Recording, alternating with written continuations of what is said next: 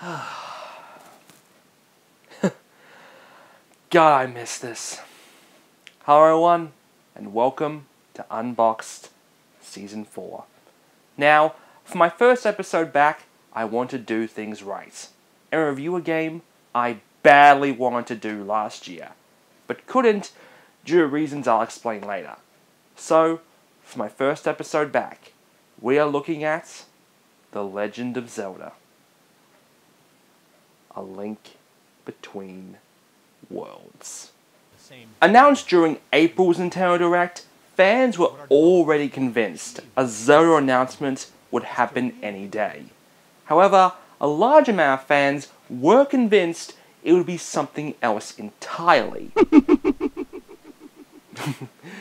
So, while most people reacted to the news we were getting a direct sequel to Link to the Past by I need it! Some people reacted like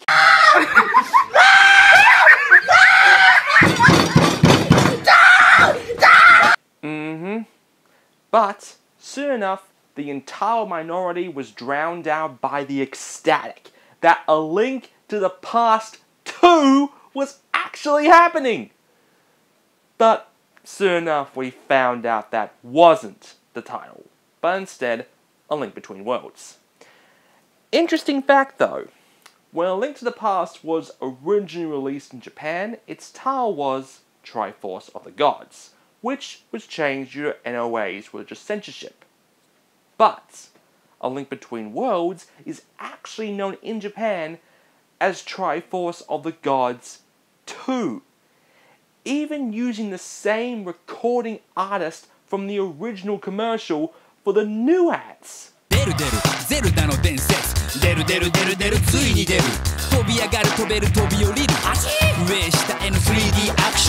So, I've been going on and on about this game. Let's get to playing it.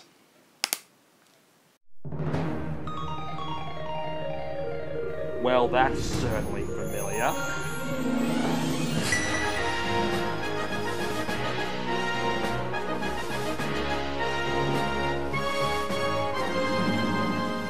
Link, being just as much of a sleepyhead as he has been in previous games, is welcomed by his friend to head to work. Now, in the past, Link has been a blacksmith's son, a rancher, and an engineer. So, what will he be this time?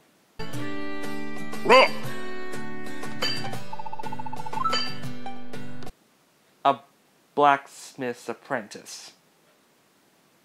Well, that's certainly different. The game starts with Link having to deliver the Captain Guard's sword, which he apparently forgot. 'Cause, you know, it's so easy to forget your weapon when you are the captain. That's like being one-legged and then leaving home one day without your prosthetic. Oh, what have I forgotten today? However, before he could return to the captain at the sanctuary, yes, that sanctuary, he is confronted by a mysterious man named Yuga, with a nose straight out of the N64, and a paintbrush that turns people into paintings. Well, I must say, it's a better use for a brush than covering a tropical island in goop. After waking up, Link finds himself back in his place, having been rescued by a mysterious traveler named Ravio, who, despite his better judgment, lets the guy stay. And by stay, I mean turn his house into a shop. Soon enough, you realize that A Link Between Worlds doesn't fuck around. There are no 2-hour-long tutorials on how to use your sword, shield, horse, boat, bird, or turning your iPhone's global roaming on. Instead, within the first hour, you meet Princess Zelda and are in the first dungeon. Then, the real game begins. Having fallen to the same fate as the others and being turned into a painting by Yuga, Link, miraculously, is able to escape the wall thanks to our good friend, Deus Ex Machina, and bestows upon him the game's main mechanic, merging with the walls. I can't think of any mechanic I've had more fun with in a long time. After Yuga kidnaps Zelda, Link finds a rift in Hyrule Castle, which sends him to an alternate world known as, get this, Lorule. Lorule? Real clever, guys. Well, what's the princess's name then, huh?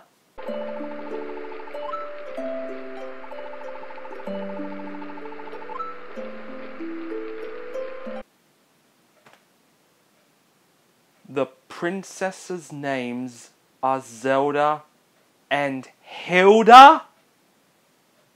Zelda and Hilda! Oh no. SpongeBob and Am is a one thing, but damn it! Sabrina is owned by Disney. Ame, some joke with a camera, is still alive. But seriously? Hyrule and Lorule I get, but referencing 90s sitcoms? You're better than that, Nintendo. From there, the game plays a lot like Link to the Past. 3 pendants, Lost Woods, Master Sword, and 7 sages. But there is the biggest difference.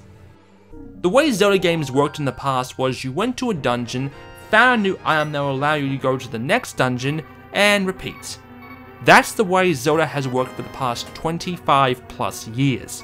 But Aonuma has been wanting to move away from that for a while, and we get our first glimpses in this game. The main difference is that you can essentially go to any dungeon in any order, as items are no longer found in the dungeons. So where do you get them? You remember how I said Ravio turned his house into a store? Well, it's actually a rental store where he has all your necessary weapons which you can rent for a small price or buy for a larger price. Plus, instead of having only a certain amount of things like bombs and arrows, the meter in the bottom left corner is actually an energy meter. Whenever you use a secondary item, it loses some energy, and you can't use items until you get some energy back. I generally never need to do anything besides rent, with the exception of the hammer and the bombs. Of course, if you die, Ravio's bird Shiru swoops down to retrieve the item. The dungeons, like any Zelda game, are masterfully laid out, and do well to accommodate the painting ability. I still get that triumphant feeling whenever I solve a puzzle or discover a difficult boss's weak point. Another new feature is one you may not have noticed, but look at the rupee count. And no, I have no wallet upgrades. In fact, there aren't any. Where was this in Wind Waker when I picked up 100 rupee? But I've gone this long without even talking about the graphics. Running at 60 frames per second, you soon realize how accurate the world looks at the original game 20 years ago. And while it is set a few generations after Link to the Past, you will find yourself seeing what has become of everything. No luck finding Houlihan's room yet though. You will find it easy to navigate the world. Utilizing a bell, you're able to transport from place to place thanks to young witch Irene as you grab the end of her broomstick. I just hope Link's a gentleman and didn't look up. Unlike the DS games, which basically use the touchscreen exclusively, A Link Between Worlds sticks to the conventional control style, with the touchscreen most of the time being reserved for a map, which I love. It also has the ability to put pegs down on it, a good feature if you need to come back to a discovery. The only other feature the touchscreen boasts is Quick Equip. Even though the game is streamlined, there is still a lot to do. One of the main side missions is finding 100 baby Maiamais to return to their worrying mama. The main game will last you about 15 hours, and it is a great 15 hours at that. Now, you may be wondering why I didn't just review this game last year. Well, it wasn't until recently that I got this installed on my 3DS. Do you see it? What is it? It's the thing I mentioned in the opening. It's a custom-made 3DS capture board, developed by a guy in Utah by the name of Loopy.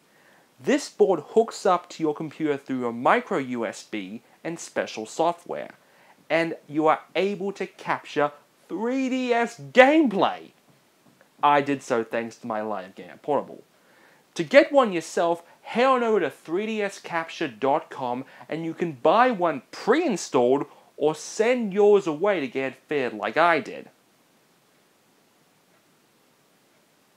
But going back to A Link Between Worlds, I think it's safe to say this is the best Zelda game we've seen in the last few years, and one of the best 3DS games. Hell, some people are saying it's one of the best games of 2013. Yeah. Some even say better than GTA 5. Man, I'm trolling today. Well, seeing as I'm on a roll...